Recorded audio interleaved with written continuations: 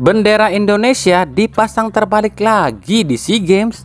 Ya, ini yang lagi rame nih. Kembali kejadian bendera Indonesia dipasang terbalik di SEA Games terulang lagi. Kali ini di opening SEA Games Kamboja. Bukan cuma satu bendera, tapi ada beberapa bendera Indonesia yang dipasang terbalik. Yang jadi pertanyaan, apakah sebegitu rendahnya SDM alias ilmu pengetahuan orang Kamboja sehingga bendera aja nggak tahu bener nggaknya tuh dipasangnya, atau ini memang disengaja supaya viral lantaran SEA Games Kamboja ini sepi penonton? Lalu kenapa justru Indonesia jadi sasaran? Itulah beberapa pertanyaan yang ada ya.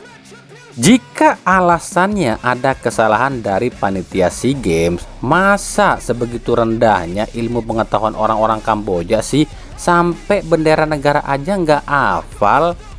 Kalau menurut kami sih ini disengaja ya. Kenapa kami bilang disengaja? SEA Games Kamboja emang sepi penonton. Bahkan saking sepinya pemerintah Kamboja menggratiskan penonton untuk menyaksikan pertandingan tim negaranya. Lalu kalau disengaja apa tujuannya? Kan resikonya gede. Ya emang disengaja supaya viral. Terus para netizen Indonesia langsung berbondong-bondong tertarik pada Kamboja. Yang tadinya cuek ada SEA Games di Kamboja, kan jadi tahu tuh. Oh ada SEA Games tuh. Yang ujung-ujungnya penasaran dan kesanalah. Kan kita tahulah cuma di Indo doang yang acara apapun pasti rame penonton gitu. Terus apakah nggak beresiko tuh negara Kamboja memasang bendera Indonesia kebalik? Kan nantinya dikritik oleh pemerintah Indonesia. Ya gampang lah kalau itu mah, pihak Kamboja tinggal bilang aja, maaf ini kesalahan panitia kami yang kurang paham, kami mohon maaf. Cuma gitu kan beres. Negara Kamboja menganggap itu hal sepele, padahal nggak sesepele itu loh. Ini soal nasionalisme. Kalau bendera Indonesia dibalik, kan itu artinya jadi bendera Polandia, yang artinya Indonesia nggak ikutan di SEA Games alias nggak diakui. Nah kita akan tunggu nih reaksi pemerintah Indonesia. Kalau pemerintah Indonesia diam aja, fix pemerintah Indonesia bobrok.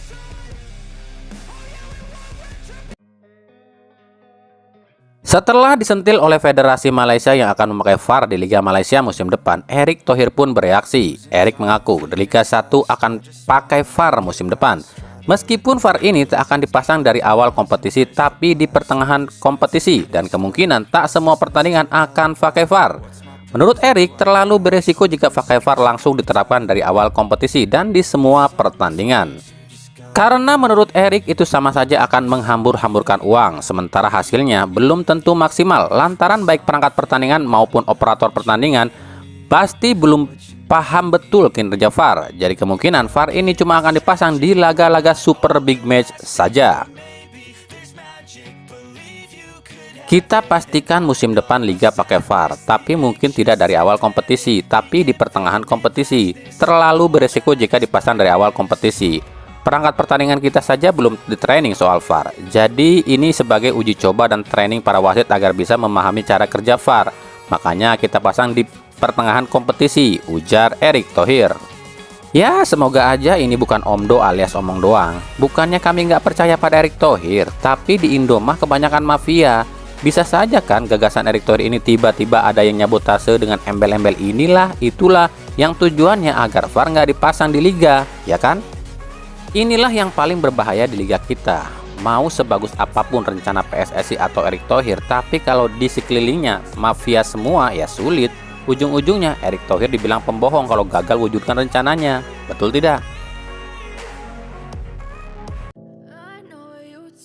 Mungkin banyak yang bertanya-tanya, kenapa di bursa transfer Liga Indonesia ini tuh seperti terbalik ya? Tim-tim besar sulit mendapatkan pemain, tapi tim-tim mediocre justru dengan mudah mendapatkan pemain. Padahal kalau transfer di luar negeri, justru pemain-pemain itu kan lebih memilih tim-tim besar dong. Salah satu contoh di Indonesia, bos Persib Bandung Teddy Cahyono pernah bilang, Persib kesulitan cari pemain. Kalaupun ada pemain yang diincar, Persib siap tebus itu pemain dari klubnya. Tapi kalau klubnya nggak mau lepas, ya Persib bisa apa?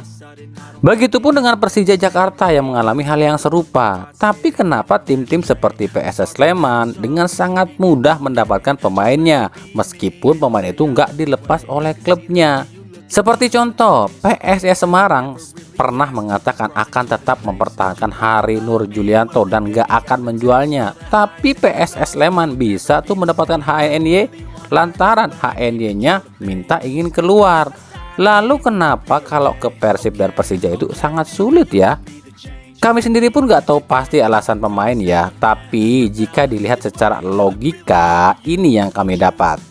Pemain Indonesia itu rata-rata yang pertama dipilih itu bukan soal nama besar klub, tapi gaji dan kenyamanan. Nyatanya di Indonesia mah nggak tim besar, nggak tim kecil. Ya kalau ke gaji pemain ya hampir sama, paling beda-beda tipis.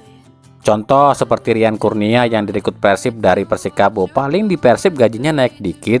Nah makanya itu para pemain Indonesia mah itu bukan itu yang dipikirin. Tapi yang dipikiran utama para pemain Indonesia itu adalah bibir netizen.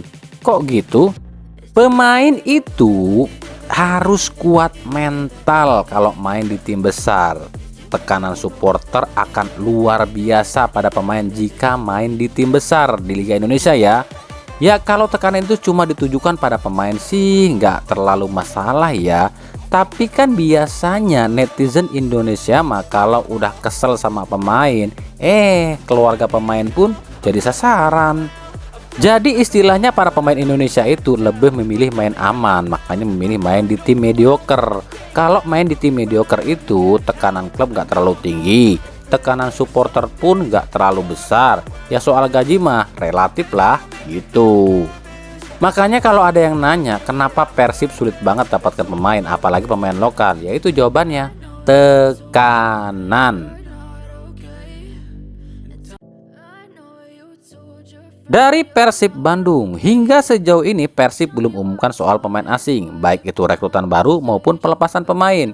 Untuk pemain baru, bos Persib Teddy Cahyono mengisyaratkan sudah ada, tapi tinggal tunggu regulasi baru direalisasikan. Sementara untuk pemain asing yang lama, pihak Persib mengatakan masih menghormati kontrak pemain. 4 pemain asing Persib masih memiliki kontrak di Persib. Untuk Siro dan Satoshi aman ya, lantaran kontraknya masih panjang. Siro sampai 2024, sementara Sato sampai 2025. Nah yang paling mepet tentu adalah Nick Kuipers dan David Da Silva nih. Nick dan DDS ternyata kontraknya cuma sampai 31 Desember 2023.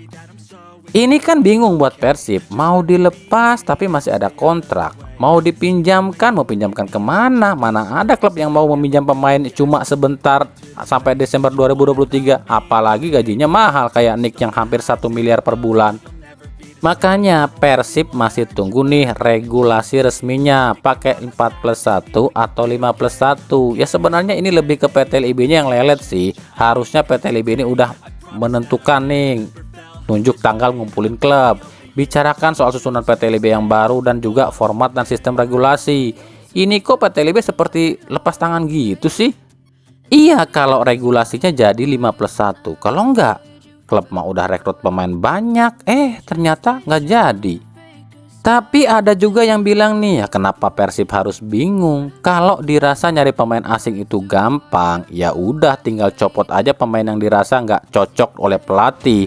Soal kontrak kan ada istilah financial charge atau bayar denda. Ya Persib tinggal bayar denda aja kompensasi kontrak ke pemain yang masih tersisa.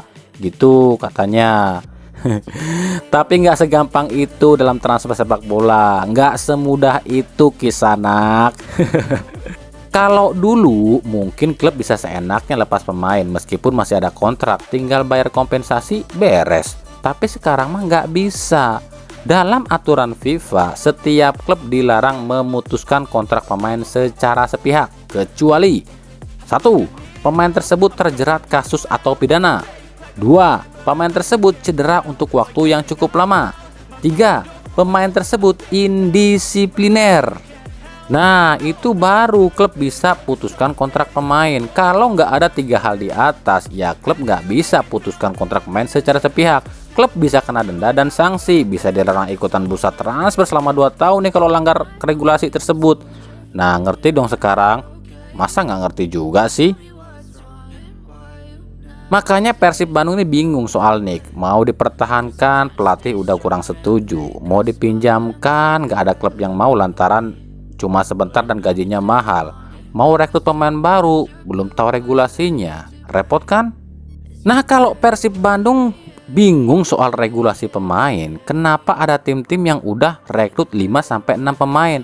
Apa nggak takut kena denda kalau nantinya ada yang harus dilepas?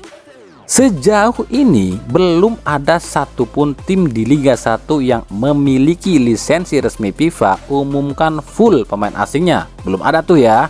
Baik Persib, Persija, Bali, Persebaya, Arema, Borneo FC, PSM, belum ada yang resmi umumkan 6 pemain asingnya ya. Kenapa tim-tim yang udah mengumumkan 5 atau 6 pemain itu bisa?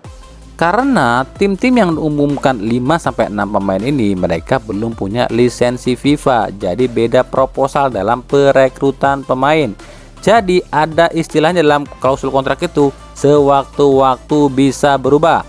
Tapi kalau klub yang berlisensi FIFA nggak ada tuh dalam klausul kontrak kata-kata sewaktu-waktu bisa berubah. Gitu.